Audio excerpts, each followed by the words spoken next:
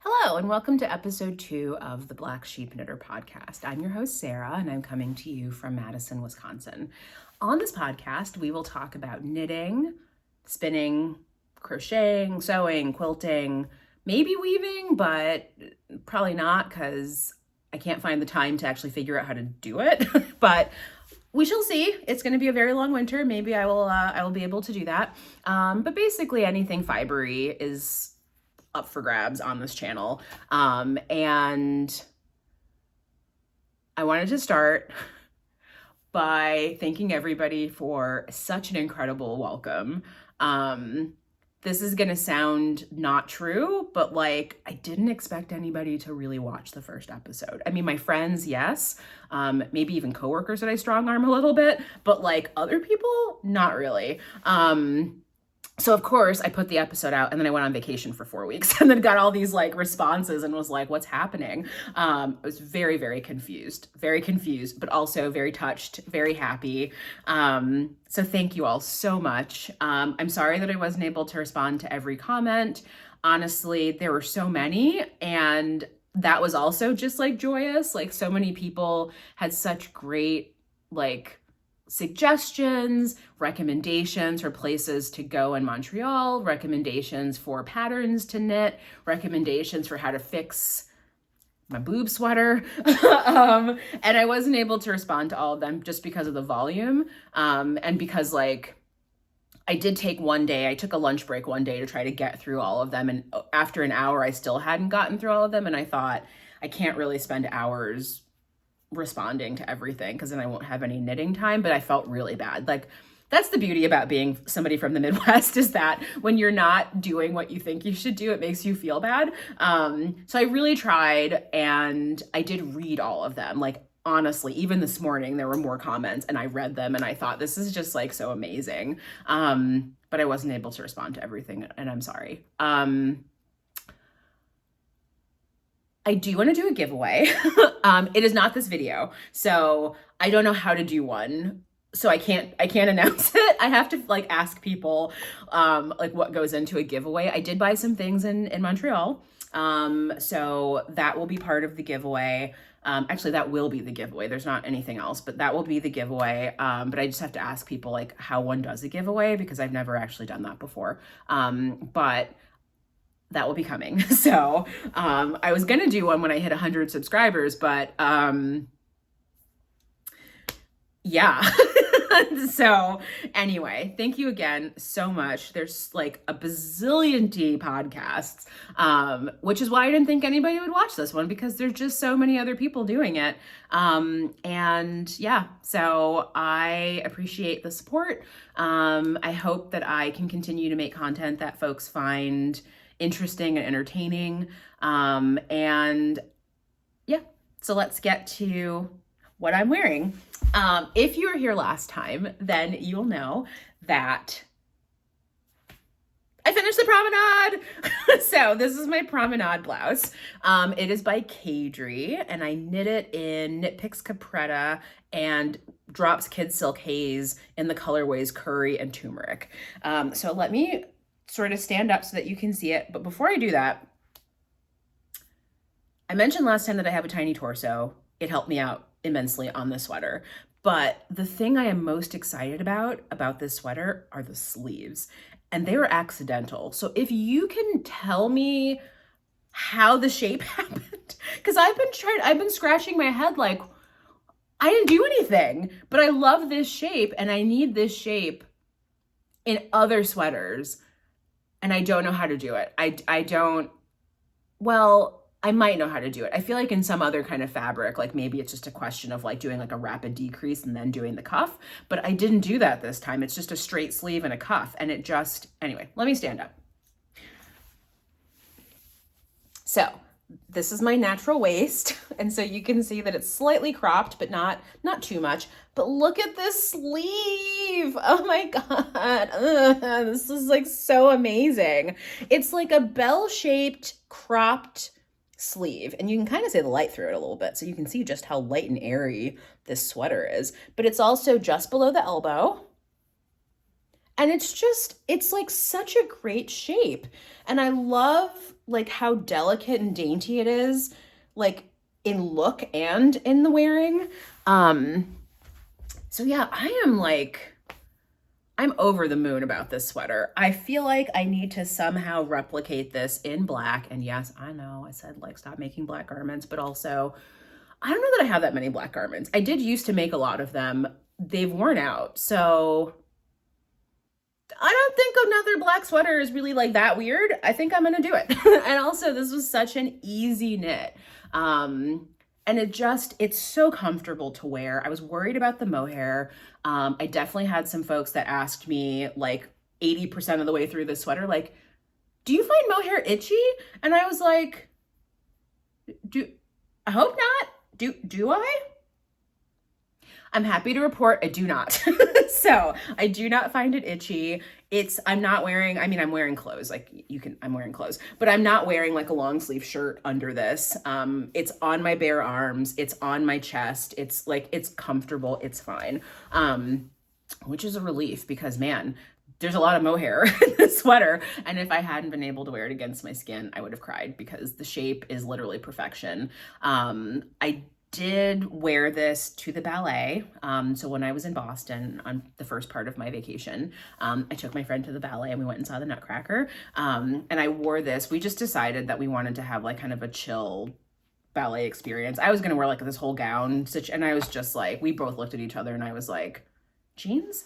So I did wear black skinny jeans and this. So like, it wasn't just like I was out there in like some, but we wore jeans and it was fine. And like really the ballet is for the people. And if you think about like the olden times, like the random everyday folks are the people that went to all the shows in the first place because it was their entertainment. So I feel like the ballet is one of those places where you can wear any level of clothing and it's fine. So I wore this, and the woman behind me, I also wore my winter light shawl, which is very similar in color. I feel like I've mentioned that 2 episodes in a row and have not brought it. So I will wear it next time if I remember. I've got mohair in my eye. Okay, great, got it. But yeah, the woman behind me at the ballet at the end, when we were getting ready to leave, she stops and she says, "Hey, miss." And I said, "Oh yeah, well, how are you? What can I do for you?" She goes, "Did you make your sweater and your shawl?" And I said, I did. And she said, "It's so beautiful." And I said, "Thank you." And so that was like all the validation I needed because like, I don't know. I don't go out a lot in Madison. I go to knitting and I go to yoga and, whatever, but, I don't really go to a lot of places anymore. And so it was just nice to have, a random person in life sort of tell me that my knitting was pretty, especially at the ballet. So I was really happy about that. I'm really happy about this garment. You will definitely see this again because I just love the delicacy. Delicacy? That's a totally different word. I'm not eating this. I love the delicate nature of the stripes and just how the DK and the mohair kind of creates these like very nice stripes, but the mohair keeps the sweater from being too heavy. I just love it. I love it. I love it. I love it. Love it. I love it. I love it. So yeah, this was a win, a success, and I will be making it again. So Promenade Blouse by Caidree. I have also finished a thing that I said I wasn't going to make. I didn't tell you that, but I told everybody at Knitting that. And I've also been on the internet being a little bit of a troll. Not a bad one, but just kind of like a hot take troll, which is that like everybody seems to be making things in the same colors, which is fine. They're just not my colors, but in the same colors and by the same designers. And I think because I've been knitting for so long and I did take like a hiatus. So like, I think this happened during my hiatus, but like there's so many designers.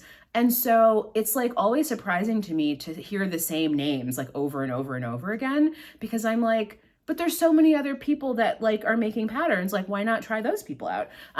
Sometimes you try them out and they go horribly awry. So I kind of get it, but also I think I'm just generally like an adventurous person.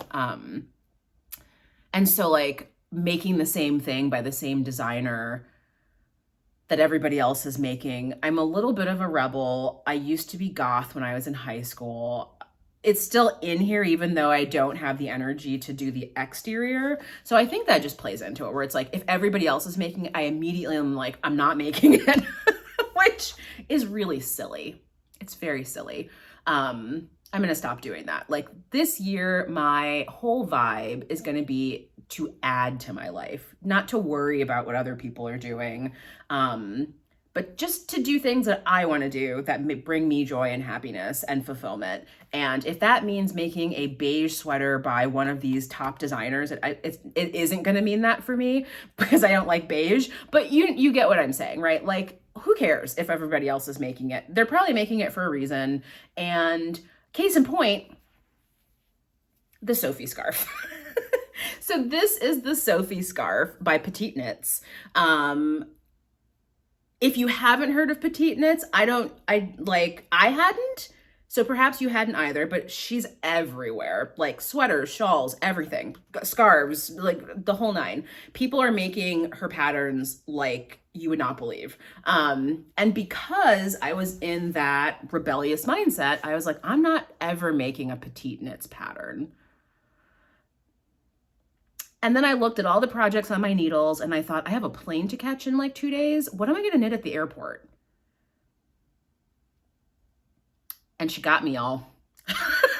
She got me because I was like, oh, none of these shawls are really airport knitting because I don't have enough time to be dragging out all my notes and my phone and my iPad. And I was like, I need something that's relatively simple that I can like just jam in my like, you know, my like extra item that they allow you to take on a plane. So I cast this on and I knit it in Malabrigo Susurro.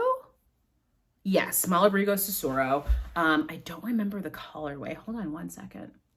Sorry, I'm a little bit less prepared than last time because my brain is still on vacation brain. So apologies. Even more apologies because it's so much on vacation brain, I didn't even put the yarn in. So don't know. I will add it below in the description so you will see that. But it's a linen silk alpaca blend. And the reason for that is because I knit this not as a neck covering, although, like, how cute is that?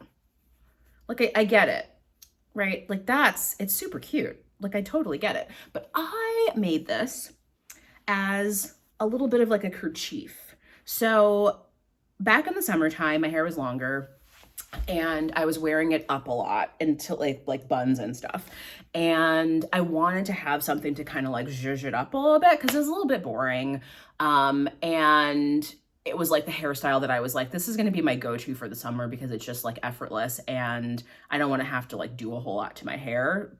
But I also would like to have some kind of accessory that like makes it more fun.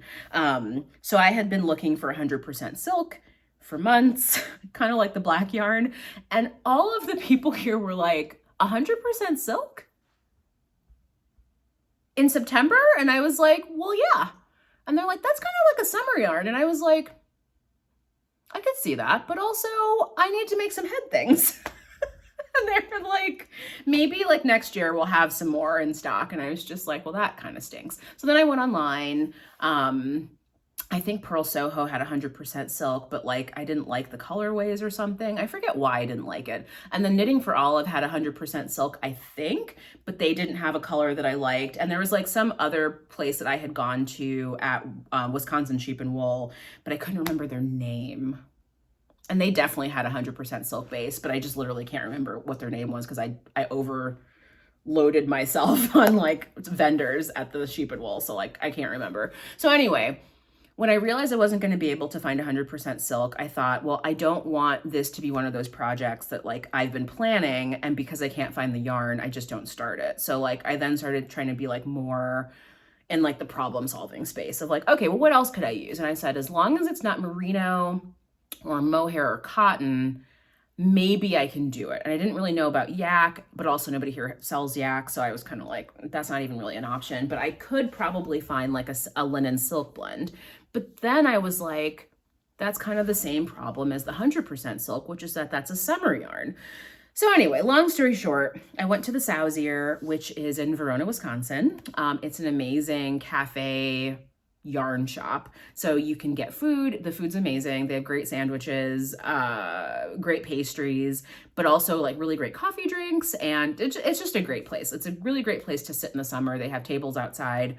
And then they have like an amazing yarn selection, like just amazing. So I went there and I sort of was looking for black because I wanted something closer to my hair color. But if you can see this, just disrespectful. The older I get, like rapidly so, like I'm going from having like brownish black hair to this.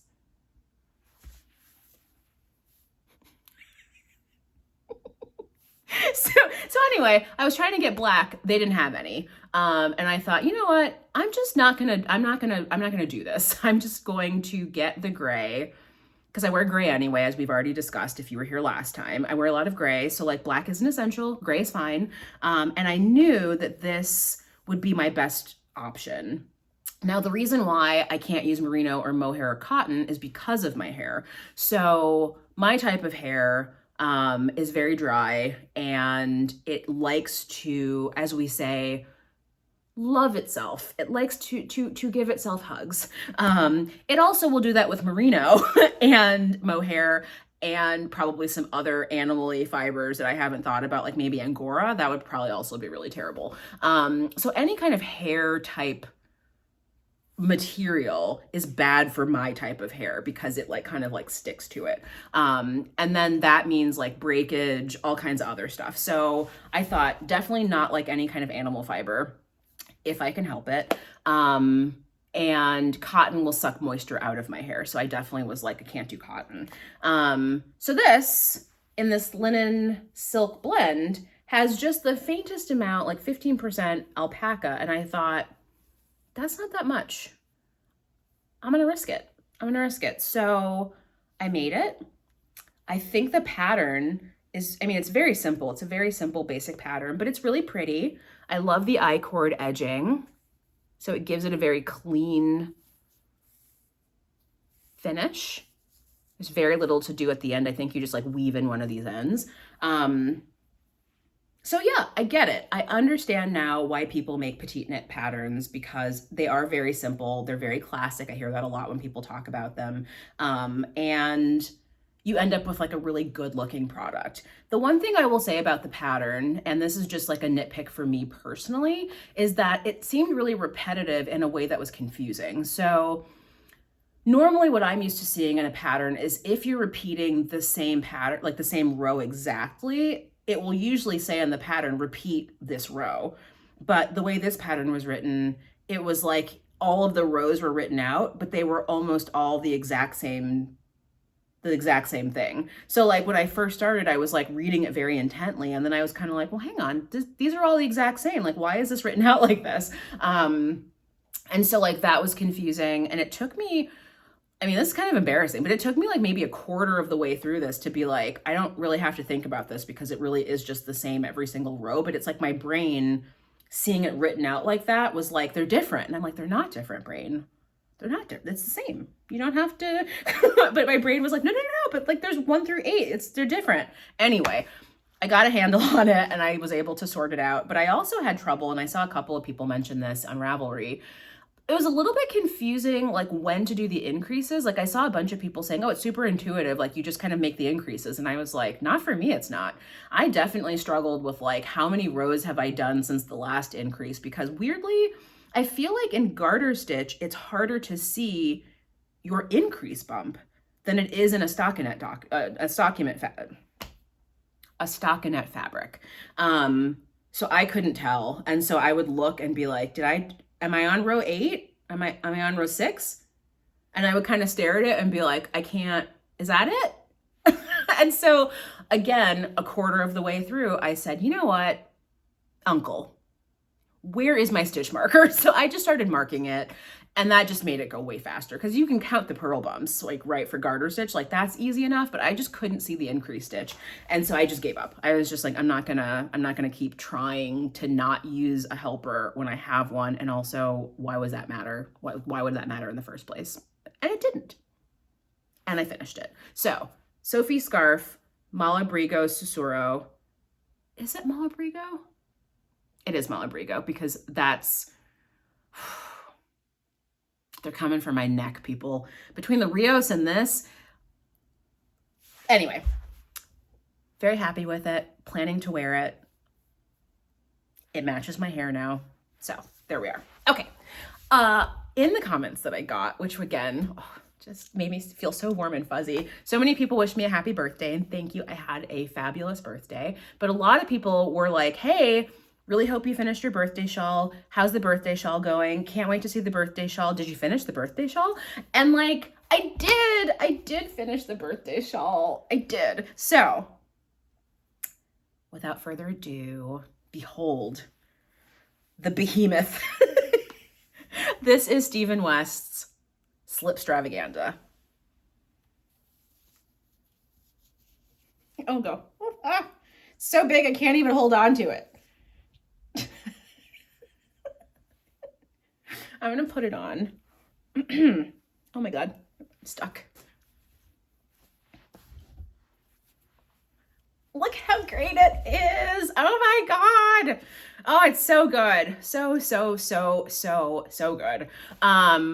This shawl is a beast. So when people were like, this is a really big shawl, I'm so glad I listened to them in September, because I think I mentioned in my last podcast that I did a warm-up for the MCAL, as one does. This was going to be the warm-up. And I read enough Ravelry comments from folks who'd made it and said how giant it was. And I was like, pick something else. So I did, which is the Winter Lights. But this was so big, I used 2 different blocking mat sets and still needed 2 extra blocks.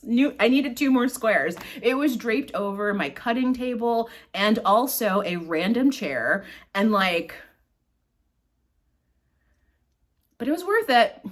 It was worth it because you can see this, right?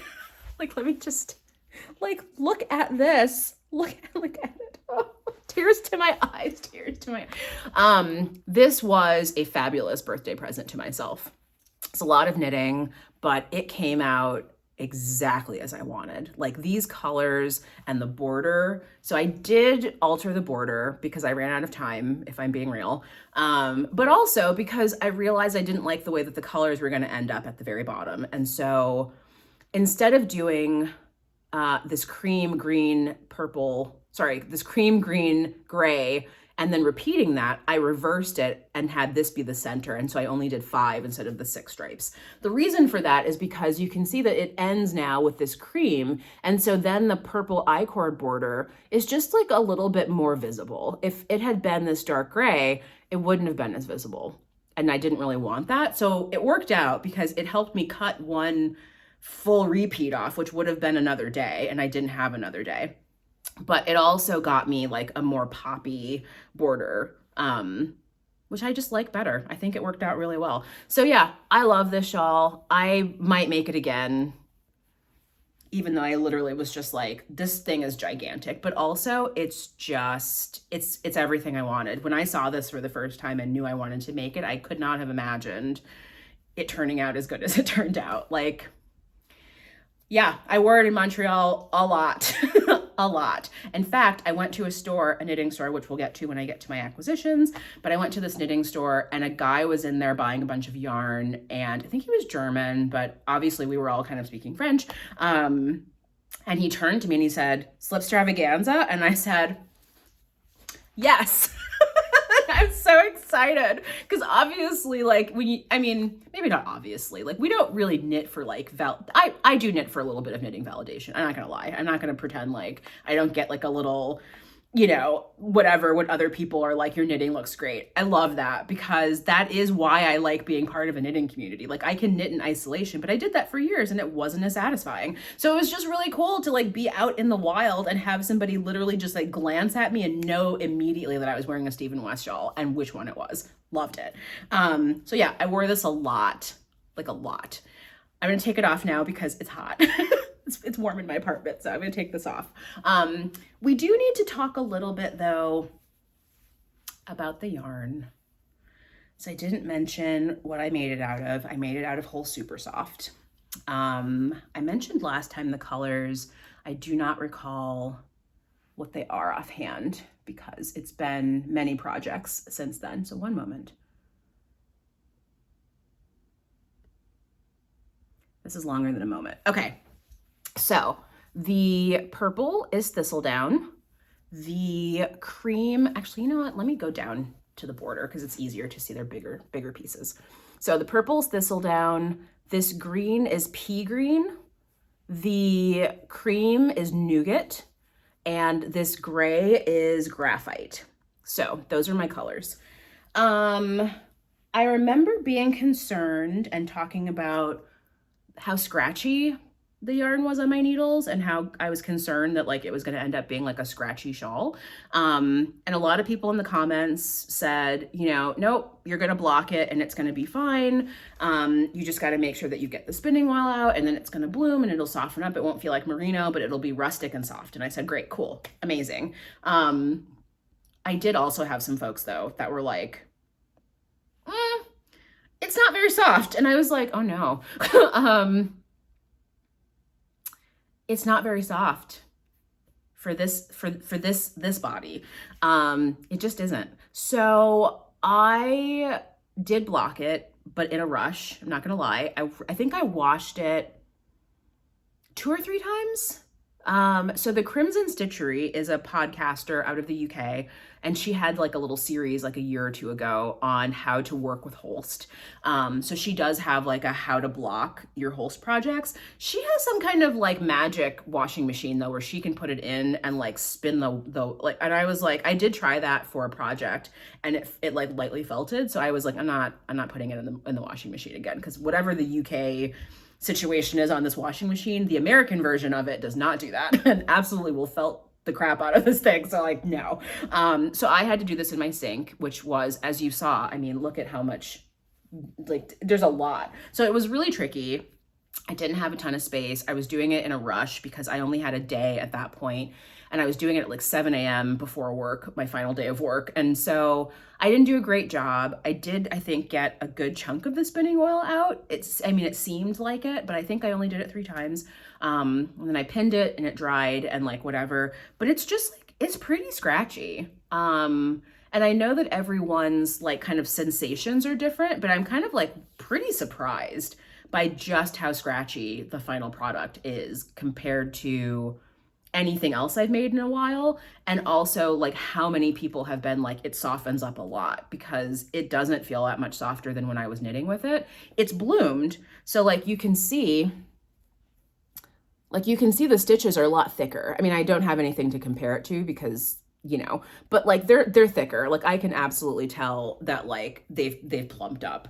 But it hasn't softened very much. So I don't know if I need to reblock it, or if maybe there's some other type of wash or conditioner that I can use. I know like back in the olden times, I would sometimes like add like hair conditioner when I was doing like a woolly knit. I don't know that really ever softened things up a lot either. I mean, this is hair, but it's like, I don't know. The other thing that's really weird about this is that you saw me put it on and sing its praises. And that is because my body seems to be backwards. No torso, long arms. And now, the sensitivity for me is in my shoulders and arms, not in my neck. I don't know. I don't understand. So wearing this underneath, I can wear the Slipstravaganza with no problem out of the Holst. Like I can feel on my hands that it's scratchy. And when it brushes my forearms, it's scratchy. When it touches my shoulders and upper arms, it's scratchy. When it touches my neck, it's fine. So I think I'm probably going to make more shawls, especially these gigantic, absurd Stephen West shawls, because like the way these colors worked is like magic. I love it. And I mean, I love a hand-dyed yarn. We're going to get to some of that in a bit, but I just really love, somebody in the comments said that it looked like I had like pulled this from the earth or something like that. And I thought, what a great poetic way to describe how these colors are working, because absolutely. It's very mossy, very organic feeling, and looking. Like, I just love it. So I'm thinking, sorry, I got Holst in my mouth. So here's what I'm thinking. I'm not going to abandon Holst. I don't think that that is a thing that I need to do, but I don't think I can use Holst for a sweater. So I mentioned last time that there are a couple of sweaters that I was thinking about. I have a cone and I was like, well, I'm going to have to keep using this, but no. Cause like a sweater for me goes on bare skin. I don't wear like long sleeve shirts under my sweaters. And maybe I should, maybe that would help the sweater last longer, but I haven't yet like worn through the pit of a sweater. Maybe I will, but until I do, it doesn't really seem necessary for me to wear things under, and it makes me hotter to have like multiple layers under a sweater. So I don't think I can do a whole super soft sweater, which means I now need to rethink that other sweater that I was going to make. Although, realistically speaking, I mean, am I even going to get to that sweater this year? Probably not. Am I going to get to most of the things that I said I was going to make last year? Probably not. We'll talk about that later, but it's not a pressing matter. The cone will live, as you've seen with this sweater. 15 years does nothing to yarn. So the cone can just be while I figure out what to do with it. But yeah, more shawls for sure, because I love it. I love it. I love it. I love it. It looks great on. It looked great in my coat. It looked great just kind of draped over my shoulders over like a gray dress. Like it just more. But no sweaters. Not for me. No sweaters. Okay, so those are my finished objects. Let's turn our attention now to the works in progress. I want to start with the work in progress that has been worked on the least, because I couldn't fit it in my suitcase. I have gotten out of the habit of traveling. Long story short, obviously the pandemic, but also I have flying anxiety. I don't fly as much as I used to, even like 5-10 years ago. So I'm just like I don't have like a routine anymore like I used to. And I also somehow, when I bought new suitcases for my last trip, which was right before the pandemic, I got smaller suitcases, and I don't even know how that happened. But because I was only going to Paris for a week for my birthday, it didn't matter. But this time I realized how small they were, because I was going somewhere for 4 weeks, and I was just like, I can't fit almost anything in this suitcase. But it was a little too big to be a carry-on, so it's a dumb size. And I might need to like figure out like what to do about that going forward, because I do plan to do more traveling this year. But I need more space, because I was mailing stuff back to myself, because I was like, there's no way I can get any of this stuff in this suitcase, and I'm not buying things while I'm on this trip. That is the point, half of the point of the trip. The other half was, enlightenment, spirituality, learning about myself, rediscovering, etc. But really it was like these yarn stores. So I couldn't fit my twists and turns in my suitcase, which means I didn't work on it, which means it's still a work in progress. But it's coming along, folks. It's coming along, and it's coming along in a way that I really like. So this is The Twists and Turns by Stephen West. So I will just very quickly, that is not behaving, very quickly just show you kind of where I was, which I showed you last time. The new part is down here. So the yarn is Walk Cottage Merino in Moraine and Greyhound. Not sure which gray is which, but there you are. And then this hot pink is La Bien-Aimé's Super Sock in As If. So I've started that final section, which is a twisted stitch section. I love it. I love twisted stitch so much. I just like the texture that it makes. I used to do it a lot on socks. Like I used to knit a lot of socks. And I just loved that kind of like little tilt that it gets when you twist the stitch. So I'm enjoying this section a lot. I'm really glad that I'm there. I haven't done very much on it because I've been working on all my other things. But I plan to finish this month, and hopefully next month I will have an FO. I still haven't figured out, I think I'm doing the early exit, but I also might do something else. I don't know. I can't figure out how I want to end this to get the shape that I want. And that's a little bit distressing. So maybe tassels, maybe not tassels. Maybe fringe. I do like some fringe. Do people prefer tassels now to fringe? Because I feel like when I was growing up and when I was knitting in my early knitting life, like fringe was everywhere. And now it feels like it's gotten replaced by the tassel, but the tassel feels like an elaborate fringe. And I'm like, the tassel is just so much more work. I also don't really know how to make like a good pom-pom though. So like this probably is just a me thing. But yeah, so this will be done soon. I'm still loving the colors. I'm still loving how it all kind of came together. I don't think I'm going to do that final section that happens after this, but I also might. I mean, you don't know. I'm a wild woman. But yeah, so that's the twists and turns. Very little done, but I might even finish the twisted section this weekend because it's just going so quickly and I'm enjoying it so much. So that's that. I did want to update you also. So thank you again, everyone, for all of your suggestions and concerns and laughs about my boob sweater, otherwise known as the Snowy Forest by Midori Hirose. I took literally all of your advice, like all of it. So I ripped back and added short rows and under the arms because a lot of people were like, adding length isn't going to work. It's not going to work. You're still going to end up with something weird because the arm is still starting at your waist. And I was like, I hadn't really thought about that. That makes sense. So I ripped back, I added short rows. A person in the comments whose name I can't remember, I'm so sorry, but recommended that I take a look at the Fuyihi pattern, I believe, which is another Japanese designer with a deep yoke sweater. But she accounts for that and adds in the short row shaping for the like added sort of fabric under the arms to prevent like the extreme lifting of the garment. Because the sizing is different and the stitch count was different, I had to do some math, but it was fine. It ended up working out great. It did add quite a bit of length under the arm, but it still wasn't enough. And so after doing that, I said, well, that's not enough, but let me just add 4 inches of body in addition to the short rows.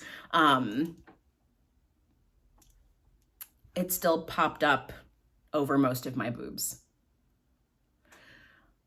So, I don't want to say this pattern is a fail because other people don't seem to have as many problems. And I think part of it is that my gauge was off, which I talked about, and whatever. But I did have somebody mention in the comments, and I hadn't really looked at this, and I was like, ooh, I got to be better about like looking through these Ravelry pictures and really thinking hard about stuff. But again, I think I mentioned this is my first very deep yoke sweater, so it just didn't occur to me. But this person said, if you look at the models, even when the one has like her arm raised, it's like really high up. And I went back and looked and was like, ooh, and that's the full finished sweater, like not cropped, but like full size, full length sleeves. And she was pointing at something or like doing some kind of pose or something. And it was like up here. So like, just beware. If you're going to make the Snowy Forest as written, you might end up with, and you don't shorten that yoke in some way, you might end up with that same problem where like it just isn't going to cover your sides the way that you would hope that a sweater would. So I did all of that while I was in Boston with my friends, and I ripped it back again because it still was like exposing things, and I thought, oh no. But then I said, okay, suggestions that I got were add more length. That didn't work.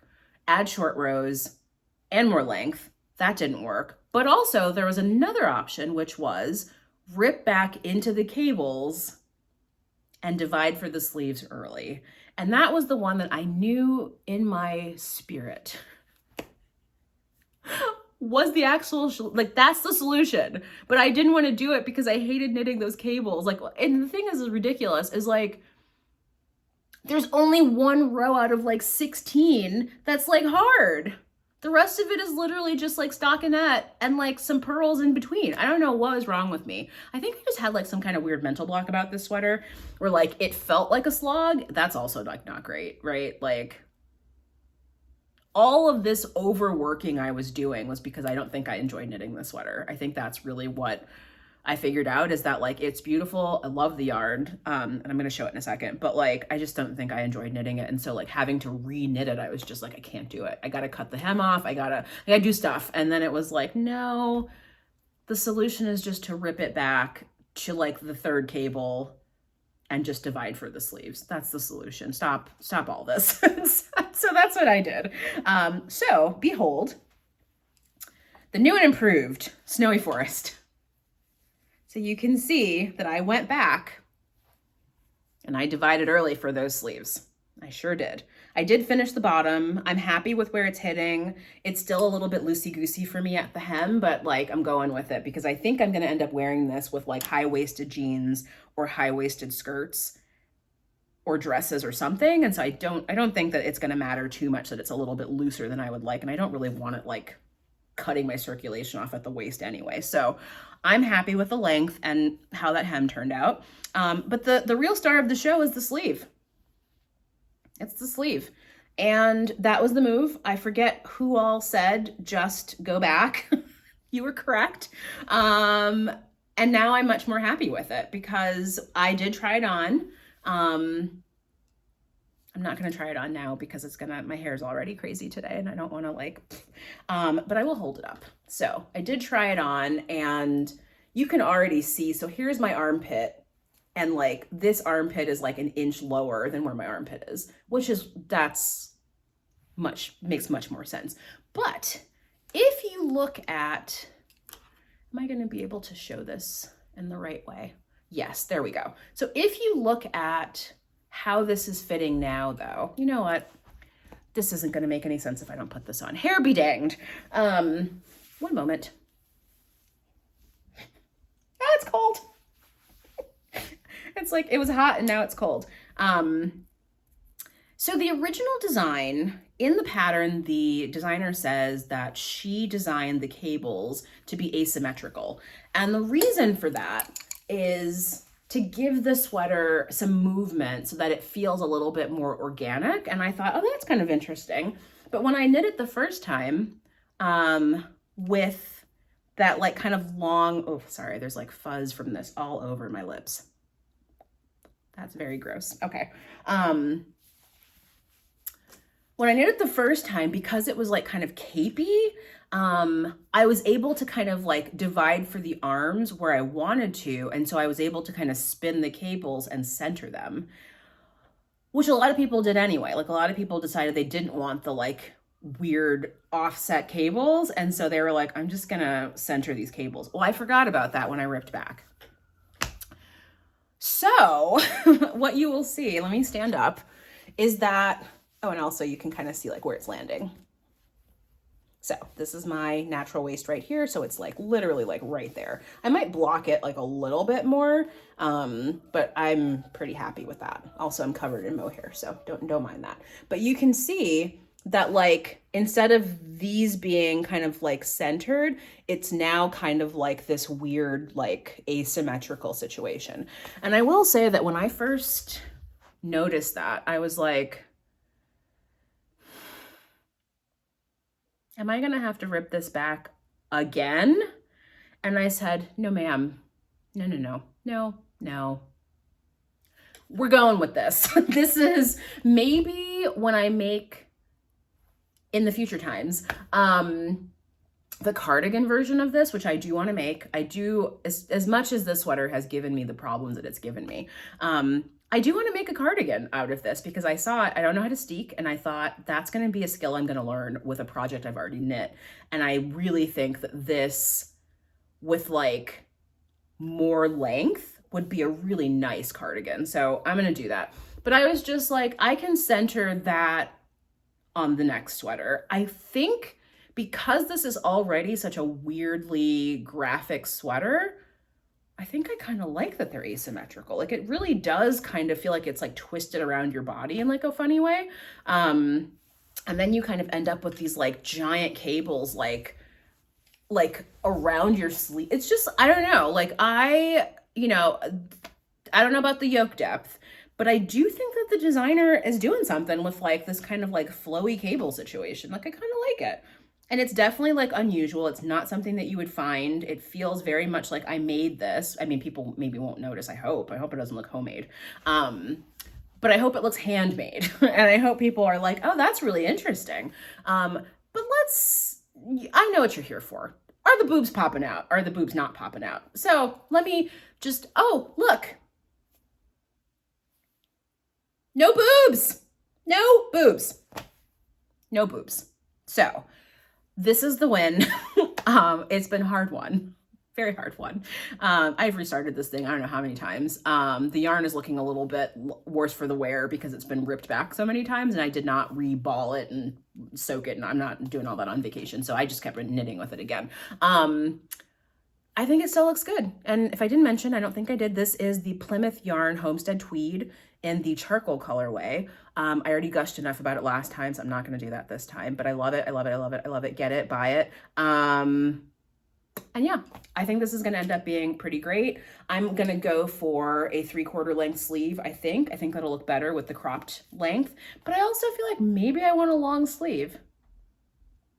I don't know. I don't generally do long sleeves. I also think it would be kind of cool though, because it's so cropped, to have a long sleeve.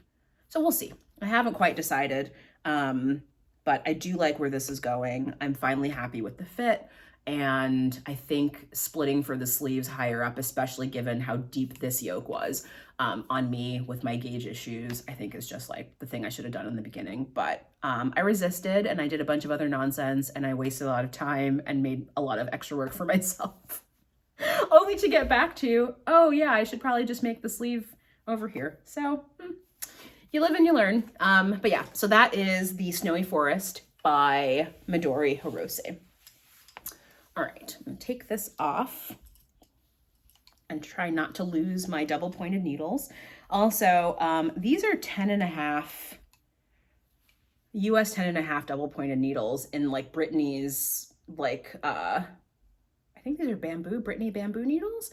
I don't see very many bamboo needles anymore. And I don't see some of these brands that I used to use anymore. And I don't know if it's just like supply and like location, but it's kind of sad because like I've hoarded so much, not hoarded, look at me using the terminology of the oppressor.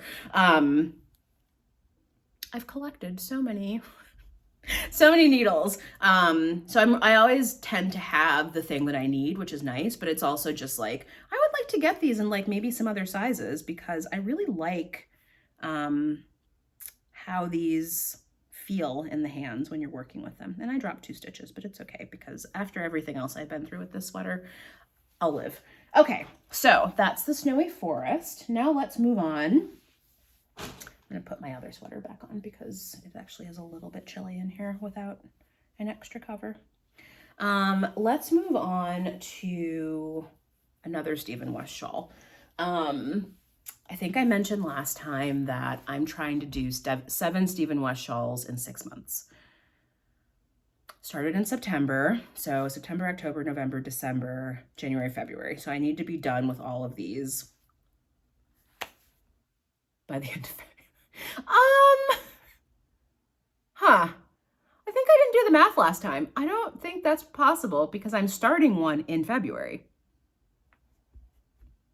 It's fine. It's whatever. But so I finished the Winter Light shawl. I have also finished the Slipstravaganza, which I showed you. You've seen that I'm very close to finishing maybe the Twists and Turns. So that's 3. And then while I was over in lovely Boston, soaking up the sun and the weirdly warm temperature. So it was warm here, and then I went to Boston and it was still warm, and I was like, what?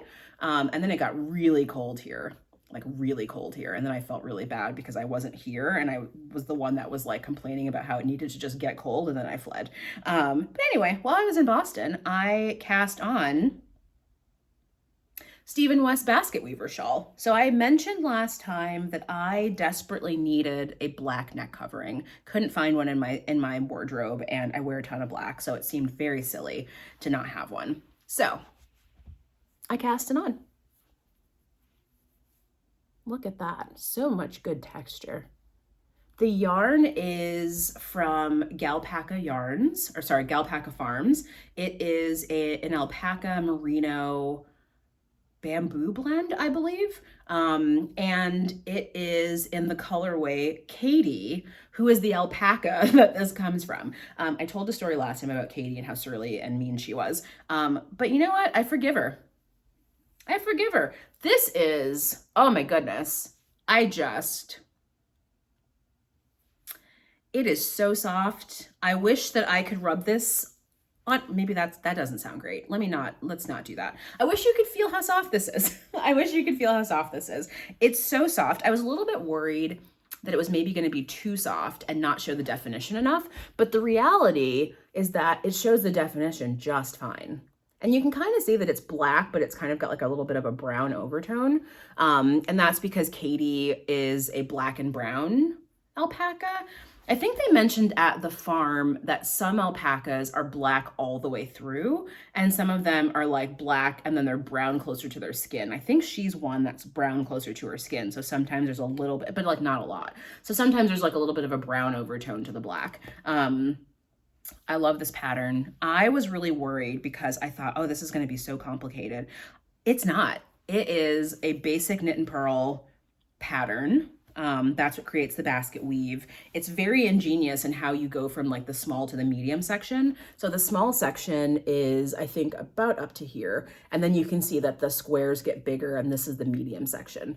The thing that's hilarious to me is that if you like, this is already for some people a full shawl. Like, do you see that? It's already hit my waist. I'm not even halfway through. So this is going to be a giant shawl, which I feel like the Winter Lights, as my introduction to Stephen West, was a little bit of a gamble in that it made me think, oh, these aren't that big. What is everybody talking about? And so now I have this like kind of expectation that they're all going to be kind of that size, and they've all been giant like the Slipstravaganza. And this one's going to be probably as big as that, which means I need to buy some more blocking mats. And also, I need to figure out how I'm going to block these things and like where, because that table's not going to work. And I don't have a floor space that I don't walk on that's big enough. But I'll get to that when I get to that. But if you have suggestions on how you block your Stephen West shawls, because it's not going to fit. Like this, it's especially because it's DK weight. It's not going to fit. And I'm really not sure, like, as I keep making these shawls, like how to block them. Luckily, they only take like a day or two to dry. But they're just really big. They're really big. And I'm like pretty concerned about like the space going forward. Anyway, so that was the Basketweaver Shawl, and highly recommend it. Very easy, very meditative, and just a beautiful, beautiful pattern. Okay, so let's move on to what I started when I was in Montreal. So I mentioned last time that I wanted to make a shawl that was sourced from stores in Montreal, that I thought that would be a really fun, like vacation themed shawl to make. And lucky for me, Stephen decided to ruin my life by releasing another pattern while I was in the midst of working on two of his patterns, called the Aurora cabin shawl. And I saw the pattern and I thought, well, dang it, I'm making that. But then I came up with this like, but I'll just get the yarns in Montreal. And so that gave me some breathing room to like not have to ruminate over colors and stuff. Cause that's what I do. I find a pattern and then I'm like, where's the yarn I'm going to get? And then so I was able to push that off until like I got to Montreal, which was great. But yeah, there were two stores that I went to get this yarn. They were basically the same store, but two locations. So it was called La Maison Tricotée, and they had a store in the Plateau, which is close to where I was staying. And they had another store in Angus, which was a bit of a drive. And that was like out in some new development that I guess they're trying to like buildup. And so let me show you the yarns that I got at the Plateau store. And all of it is Life in the Long Grass. So, can you see that? They're these 3 colors. So we have, oh, hold on. Forgot the name of one of the yarns. Oh no, oh no. It's okay, not the worst thing in the world. Okay, so we have, this is my favorite. I didn't have to look this one up. This is called Pressed Flowers. I am gonna make a sweater out of this. I'm gonna make a sweater out of this. I love it. I love it. I love it. Do you see like the speckles? Like that's actually coming out almost perfect. Just such a special yarn. It was the only skein too. Like all of these were single skeins hanging on a display, and I was like, snap, let me just grab that. There's also this color, which is kind of like a warm brown with like kind of cream on the inside. And this one is called, I believe, Autumn Leaf, which feels accurate, especially after the leaves have been out for a while. And then we've got this color, which is called Truffle. So it's actually pretty purple. So I don't know what kind of truffles are purple. I don't know much about mushrooms, so perhaps there are some mushrooms that are purple. But if you look really closely, you can kind of see that there's some like browny speckles on the inside. So perhaps it's referencing that, and the purple is just kind of like the base. But those are the colors that I got at the Plateau location of La Maison Tricotée. And then I went to Angus because I thought I still need 2 more colors.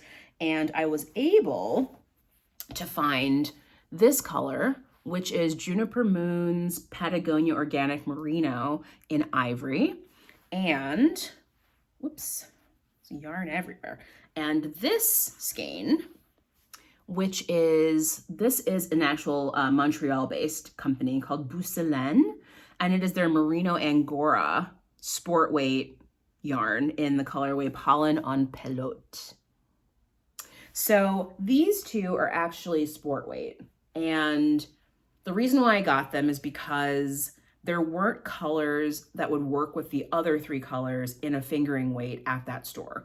Now, I could have waited and gone to Espace Tricot and like tried to find some colors, but I wanted to cast on the 26th, and I wasn't really sure if I was going to be able to make it to Espace Tricot in time. Turns out I would have been able to, but you know, I didn't know that. So I got these 2 colors. Now, let me show you what I have so far.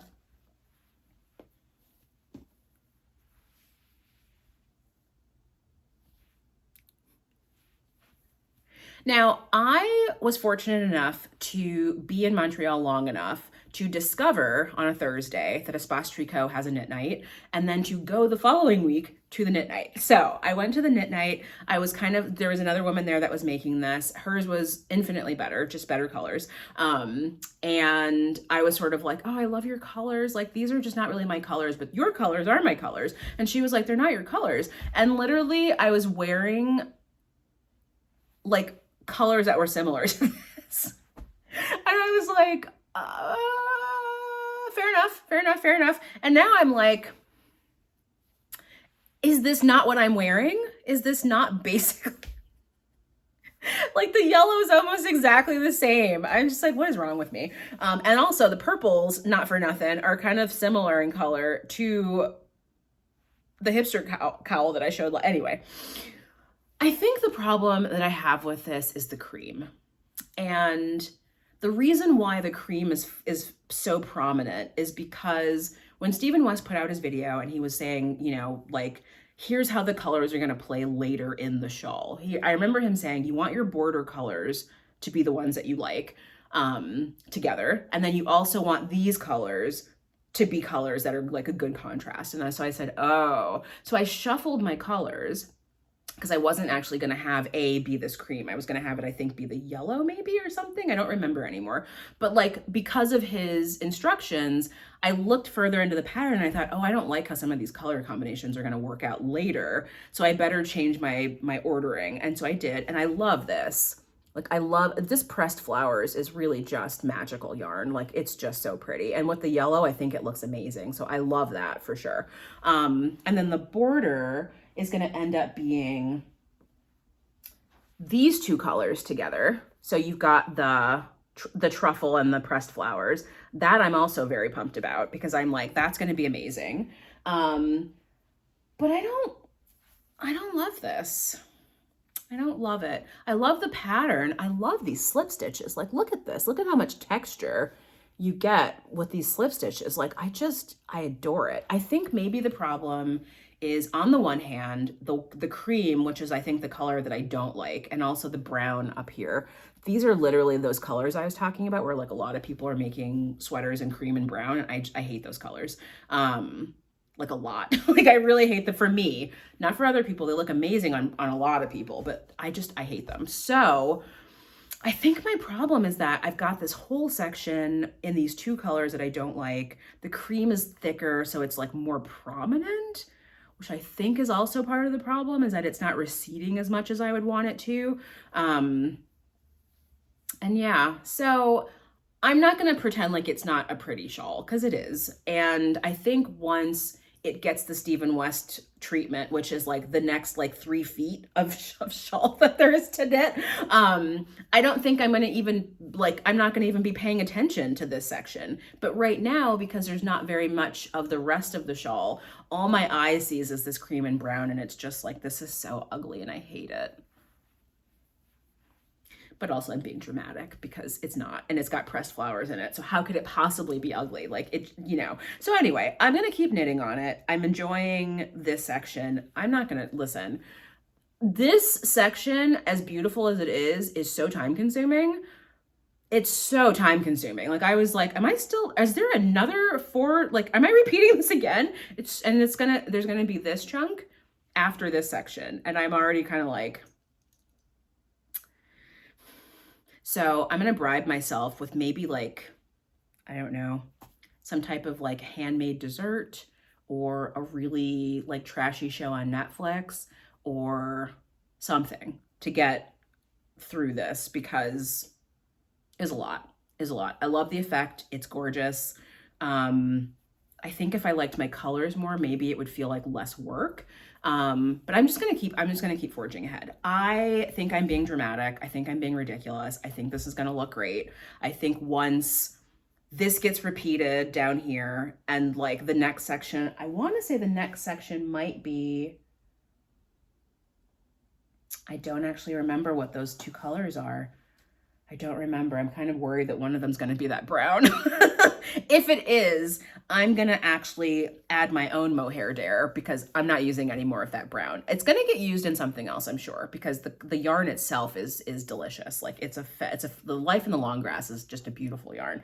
But I'm kind of over the brown for this. Like I'll use it in the slip stitches because I have to, but I'm not putting it any more large sections because it'll just give more brown to the shawl. And I want it to be more purpley and yellowy and cream. So no more brown. But if it is brown, I also picked this up. This is, oh God, what is this?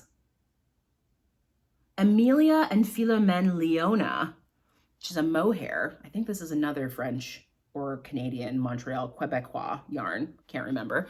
But this is in the colorway Brume Lavande, which I think is something like lavender mist, maybe, which is so accurate. I mean, look at that. Come on. So if the next section has me pairing something with the brown, I will just make it mohair. And that will be my own little self-declared mohair dare, and it'll be great. So, okay, so that is the Aurora Cabin Shawl. And now I've got one more whip for you. Sorry about this episode being so long, but I got so much stuff, and I still haven't gotten to all the junk I bought. And by junk, I mean magical, wonderful, beautiful things. But that's 3 Stephen Wests. So I still have one more. Mandy from Mouse's Makes decided to do a Starflake cowl. And that was another one of the Stephen West patterns that I had seen that I was like, oh, I have to make that. So it was the Slipstravaganza and the Starflake were the two that I was like, So when she said that, I was like, yes, please, except that like I forgot that I didn't really forget. Who am I kidding? I didn't forget, but I'm knitting 4 Stephen West shawls at one time. So anyway, I cast it on late because I forgot to pack this yarn. And this I don't think is a case of like I couldn't fit it in my suitcase. I literally just forgot to put it because it was in a bag in this room from like my buying frenzy over the fall.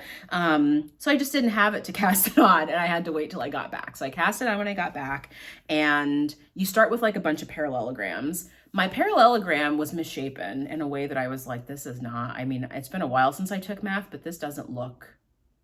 So I messaged Mandy and was like, did your parallelogram look like a parallelogram when you made it? Because mine doesn't. And maybe that's just like what happened until you pick up the stitches. And she was like, no, it looked like one. And I was like, oh no, that's not what I wanted to hear. So I was like, okay, thanks. So I ripped it out and I realized that I lost focus at some point and I duplicated a row. And by doing that, it like moved the increases and decreases to the wrong ends. And that's why it ended up sort of like a bit of a disaster. So let me show you what I have, because I did fix it. So this is the very beginnings of a Stephen West Starflake. I am using, oh no, hold on. These are some very new to me yarns. I have never worked with either of these, but so this here is Pax Fiber, and it is their sock base. This color is Just a Tad, I believe is what it's called. And I love it because it's this very pale kind of lilac and with all this like grunge in it. So I used to be a bit of a rebel when I was younger. I still really am, if I'm being honest. I just don't look like it because that's effort and I'm old. But I used to be very anti-establishment, et cetera, et cetera. And so grunge music was my music when I was in my teenage years. And I love that you have this like soft, sweet, like kind of like demure color with just like a bunch of grungy, like random colors kind of just like in it. Like I love it so much. In fact, this is a little bit of a tangent, but if you sew, there is a line, I don't know if it's by Kona. I don't think it's by Kona, but maybe it is. It's called grunge, and it's basically like fabric that is like distressed. And I use that for like backgrounds, backings, like all kinds of things, because it just blends really nicely. And it also gives me that same like, kind of like, this quilt is so pretty, and like, here's all this like kind of scratchy, grungy kind of material. So I love it. Anyway, so this is Pax Fiber. And then this yarn is West Yorkshire Spinners in their signature 4-ply. And it is in the colorway, nope, not in my brain. One moment. Oh, and I dropped it. Penny Royal. I don't know what that means. I know Penny Royal tea is a thing, and Penny Royal, I believe, is a plant. Maybe the petals are purple. I actually don't know. I've never actually seen it in real life or pictures or anything. But anyway, you can kind of just see like how nicely the contrast for this is. Now, the reason why the Starflake was top of mind when I was looking through his patterns is because a lot of people, including Stephen, picked these super contrasty, like saturated colors. And I was like, oh, that's so amazing. But then when Mandy announced this cal, I thought, okay, I'm going to do black and white. And then I thought, well, hang on. Wouldn't it be kind of fun to take that bold, bright kind of Stephen West attitude and subvert it and make it soft and delicate instead? So instead of doing the black and white, which I will do at some point, I thought it would be really fun to do this instead. And so I'm going to have a really gentle, sweet, but contrasty Starflake, and I'm really excited about it. The other thing that this is satisfying for the year is sort of my fear challenge. Mistakes Were Made is another podcast that I watch, and she's amazing. Very dry sense of humor, but also like just like doesn't take herself too seriously and makes a lot of really interesting projects. But she mentioned like this fearless challenge, and some other folks have also started like these like challenges where like you do something that you're afraid to do or that you've avoided doing or like whatever. So there's like a bunch of places, and I'm not joining anything officially because I'm already joining so many things. But I can't brioche. And if I'm being real, I'm scared. People keep saying it's not as hard as it looks. And I'm like, it doesn't even look hard. It just sounds hard. Like the number of people that are like, oh my God, I dropped a stitch in brioche and my life is over. And I'm like, that sounds like so much stress. I do not want to introduce that to my life. But I want this shawl. So I'm going to learn how to brioche. I'm going to do it. And I think that that's going to be one of my skills that I tackle this year. And the other one is to steek something. Anything. It might not be a whole sweater. I have heard of people steeking like other things, although those I feel like are like less common. But yeah, brioching and steeking is where I'm gonna push my knitting skills this year. But yeah, I do want to draw your attention to something because I'm really proud of it, and it's kind of silly, but that's why you're here. The first Stephen West shawl that I made, I struggled mightily by picking up stitches for the I-cord tab. He loves these, and every shawl I think I've made since then has started with an I-cord tab, and I'm just like, or an I-cord period. And so I'm just like, oh no, every time I pick it up and it just looks like a hot mess. So this time, because this is like, these colors are light, so a lot of my other colors have been darker, and so it's easy to camouflage that like I didn't pick up the right stitches. This time it was really obvious, and I was like, I got to go back and watch these videos more closely and really focus. And the thing that I find kind of funny is that like in his videos, he's like, okay, so like now it's time to pick up these like I-cord edge stitches, and like it's super simple, just grab three strands. And I'm like, which 3 strands? And he's like, it doesn't really matter. And I'm like, no. It matters. It matters for me anyway. Because what happens is like, I'll pick up a strand and then it'll like somehow like be a purl stitch. So anyway, I figured it out finally, folks. I'm really happy about this. I have figured it out. So if you see, do you see that? It's so clean and tidy.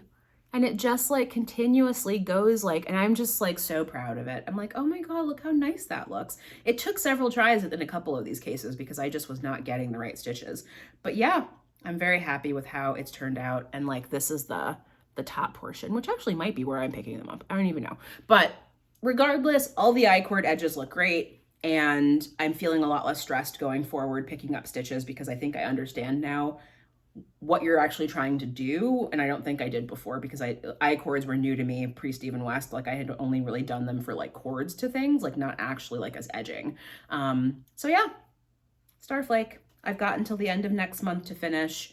I've also got another cal that I said I was starting in February, but it might be 6 Stephen West in 6 months instead of 7, because I don't know how I'm going to get all of these done by the end of February. That feels like a lot. So anyway. Okay, so those are all my whips. I'm not even going to talk about things that I want to make going forward, because this is enough. It's honestly, it's too much, as I just said. Like, how am I even going to get all of this finished? But there are some things that I want to make this year. I will probably talk about them more next month. If I can get a good chunk of these things finished, I'll feel better about casting on more things. But I also just don't want to overwhelm myself with a bunch of cast-ons, because then like I will lose things. Like I lost my twists and turns because I literally couldn't find it. So we're not going to do that. Okay. Let me talk about acquisitions. I want to do this relatively quickly because, again, this podcast is going very long, and I don't want to spend too much time talking about like all the stuff I bought, because I think it's a little bit kind of, but people said they wanted to see it, and this was a very good trip for me. And a lot of that had to do with like just finding like yarn community elsewhere. Some of it even being my friend who I was staying with, who like took up knitting again. In the last couple of months. And so she and I would have like little knit dates every night, which was just like really cute, and I loved it. But I do want to show you what I got. So I'm gonna go by store because I think that feels more like kind of how my trip was. So the first place I stopped was Gather Here in Cambridge, Massachusetts. That was the closest store to where my friend was staying, or where I was staying with my friend. I used to go to Gather Here when I lived in Somerville, and they are a like high-end boutique. I would say that they do have some cheaper yarns, but a lot of their yarns are like fairly pricey. They also sell fabric, they sell embroidery kits. I did make a little video, and I posted like a short, so I might actually post the other shorts for the other stores. I just didn't really get around to doing that. But I got a sweater's quantity of this Andorra, what is this? Kelborn Woolens Andorra yarn, which is 60% merino, 20% Highland wool, and 20% mohair. So this color is called Sunshine Yellow. So remember when I said that my Aurora cabin shawl were colors that I don't wear? This sure looks like the exact same yellow, doesn't it? Now, I didn't know that because I mailed all of the yarns that you're going to see back to myself because they wouldn't fit in my suitcase. So I didn't have this to reference, but instinctively got the exact same color when I got to Montreal. So anywho, so this is, I got a sweater's quantities worth of this, and I'm very excited to use it. It feels very soft, and it's got the mohair built in, so I don't have to hold mohair with it, which feels kind of great. So happy about that. I also finally was able to get some hedgehog fibers. So I've been hearing about this yarn forever. And when I saw this on the shelf, I was like, what? I think I actually gasped so loud that customers on the other aisle were like, do you see this? Do you see this? My God, it's called Tweety. It's Hedgehog Fibers Tweety. The color is B0722. Sure. Oh, I don't know. But this is 50% Falkland merino wool, 37.5% recycled wool, which I think is all of these little nubs.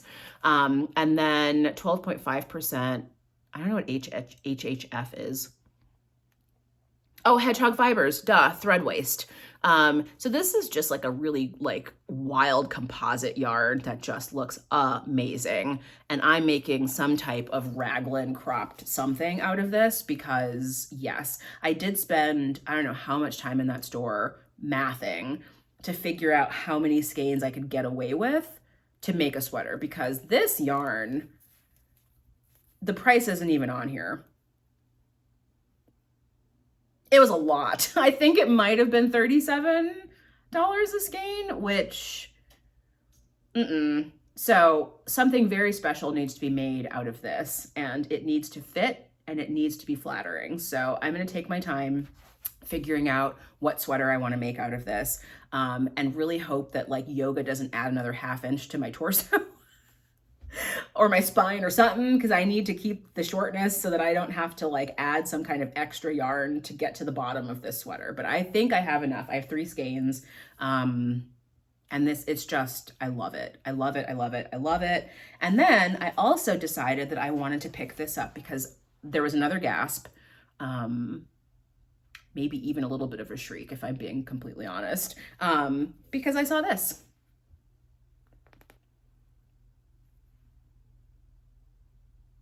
So this is also hedgehog fibers, but it's their sock yarn. So this is merino and 90% merino, 10% nylon, and the colorway Insomnia.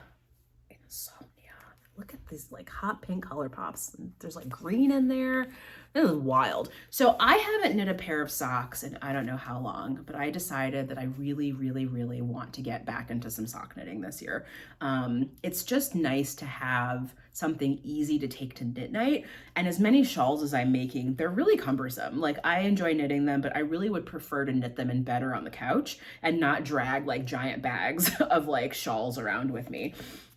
So I think the solution to that is going to be making some socks. I don't know if they're going to be vanilla socks, but this probably will be a vanilla sock because there's just so much going on in this yarn that I don't want to like distract away from the yarn by having any kind of pattern. So love this.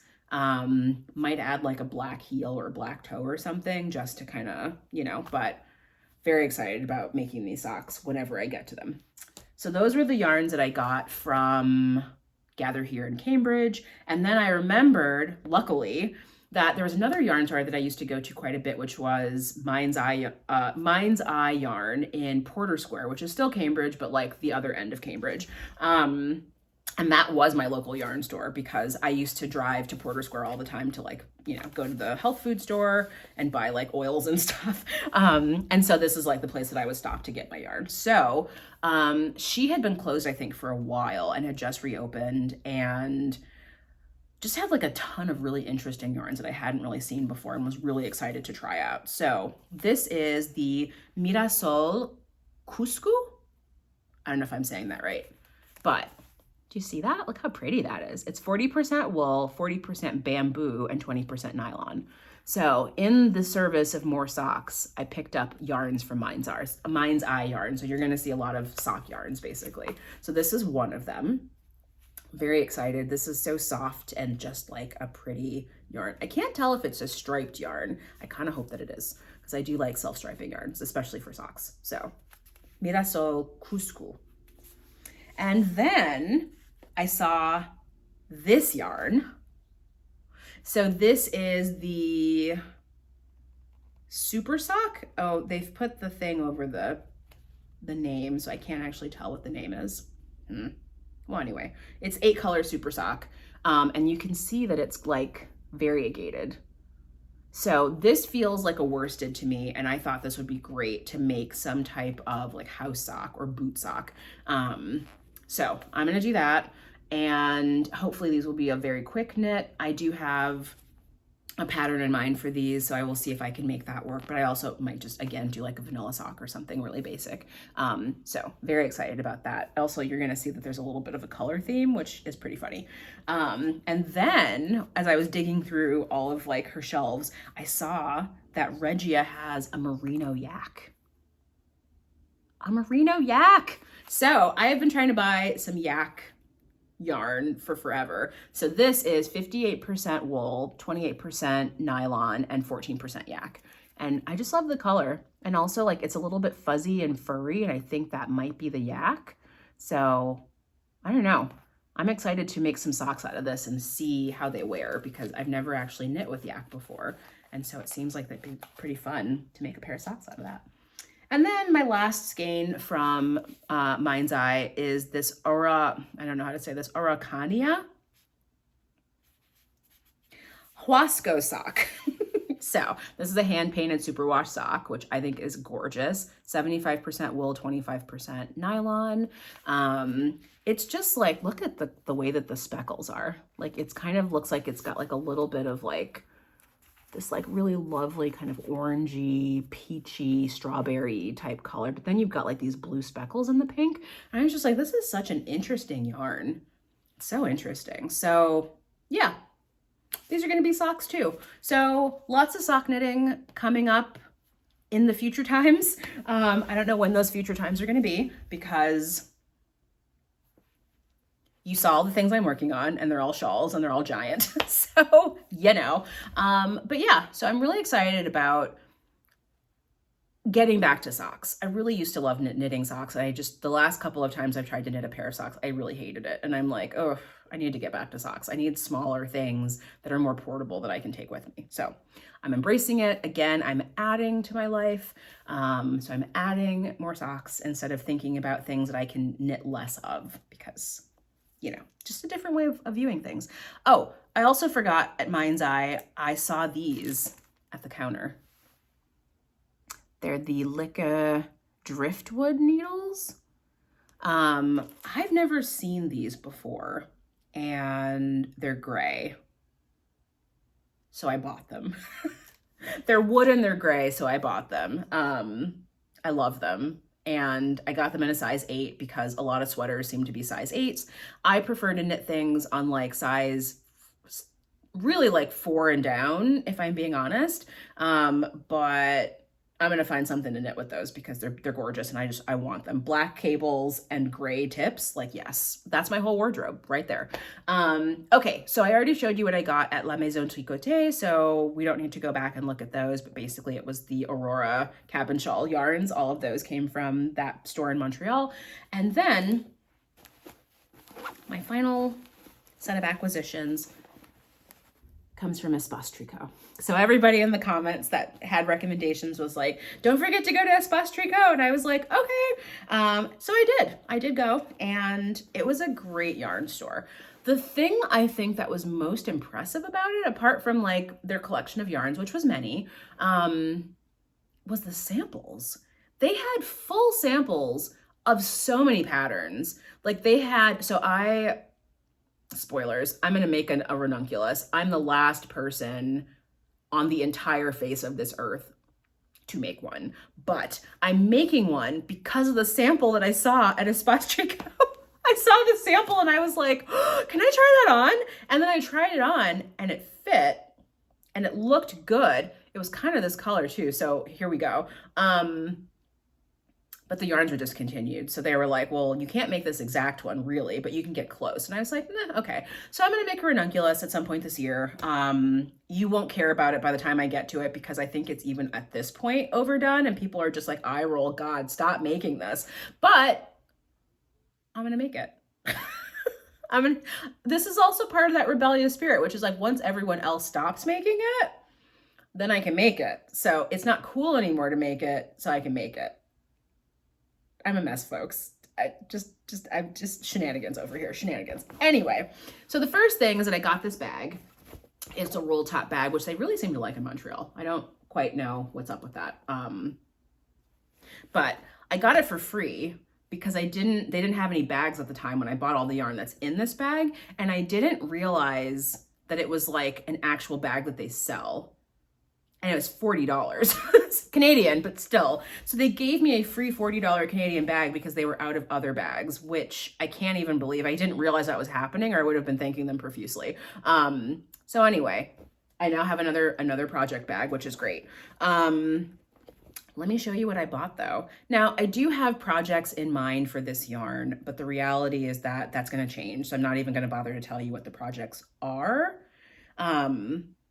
I'm just going to show you what the yarn is because it is just, these yarns are, I believe, spun and dyed in Montreal or Sherbrooke, which is like right outside Montreal. So I got them because it felt very much like, where else am I going to get this yarn? Sure, I can order it online and get it sent to me, but it felt really special to be there, to see the colors in person, to touch them, and then to hear that they were like locally made. So like, I really strongly believe in locally supported projects. I'm always talking about the yarn stores, always 2 episodes. You know what I'm saying? I like to support local businesses, even if the local business is somebody else's local business. So when they were telling me kind of about like where the yarn was made, I thought, well, I have to get these yarns because that's just like a really, I love that whole thing. So let me show you. So this is Julie Asselin Fino. And this is in the colorway Lupin, which I think is hilarious because there's a Netflix show called Lupin and he's not purple. So I don't know what the color means. I don't know what the name means in regard to the color, but like, I don't even care because look at the saturation of this color. Now, I believe I said earlier, I seem to be making purple things. Yes, I don't know where this desire for purple is coming from, but I'm here for it. This is going to be some type of sweater. Probably a sweatshirt. Casey from Young Folk Knits has started like a bougie sweatshirt cal. I am not joining that because I likely won't get to it before my shawls. And so, but I love the concept and I'll probably do it after they've all finished. But I think I'm going to make some kind of like sweatshirt, and I have a sweatshirt in mind. But again, when I start making it, I'll tell you, because otherwise I'll tell you and then I won't actually do that sweatshirt and you'll be like, oh my God, what are you doing, Sarah? So anyway, I'm going to pair this with this. And this is the Bar à Tricot mohair. in the color Purple Dragon. This is also a Montreal-based company. So these two colors are going to be the sweatshirt of my dreams, but also bold and wild and exactly the kind of energy that I'm trying to bring into 2023. So love these two, very happy with them. I have basically like a sweater's quantity worth. We talked about it. I consulted with the folks at Espace Tricot, and basically what we figured out was for fingering weight for the sweatshirt I'm thinking of making, that's plenty of yarn. So I was really happy about that. And then I got four more skeins. I got, again, from the Fino. So again, the Julie Asselin in the color Sherwood. So this is actually greener than it's coming out on the camera. Yeah, it's like a greener, like kind of a mossy green. This is a little bit browny green, which, I don't love that. But I'm pairing it with this. So this is the Bon Tricot Bliss Mohair in dark olive. So I'm just going to go out on a limb and say that I'm going to use these for my ranunculus. They're kind of neutrals. I'm not generally, if it's not gray, black, or, well, if it's not gray or black, I don't generally do a ton of neutrals. This feels very neutrally to me. And I actually think that it's going to look pretty good with my skin tone, which I also kind of was like, green, moss green, but these are the colors that spoke to me. And I think once they're kind of marled together, it's going to warm up this color and also, just kind of give it a really nice halo that I think I really am looking for. So yeah, that's my haul. So I hope I did it quickly enough. I don't really enjoy talking too much about, I lied. I got one more thing. And these are actually probably the highlight of the whole trip. I don't really make cardigans anymore. I want to, and I did make a fail earlier in 2022. Yeah, I might do like a everything I made in 2022 post, but I also might not, because I don't know, like it feels like I should have done that one first rather than this one, but I really was excited to talk about my trips, so I don't know. But these buttons, so I hope you can see them. It's a little bit difficult to see. I got these at Espace Tricot as well. They have them at the counter, and I got enough that regardless of the size of the cardigan, I will have enough buttons. So I'm really, really, really excited about using these buttons, but I'm not excited about any of the cardigans that I've saved. So maybe I'll find another cardigan that needs like tinier buttons, but I don't know. Okay, so that is everything. That is everything I finished, everything I'm working on, everything I've purchased on my trip. I hope that you've enjoyed this podcast. Let me know in the comments if there are stores in Boston or Montreal that you normally go to that I missed. I will be back in both of those places, hopefully this year, so I will hit those places on my way back. And until next time, happy knitting. Bye!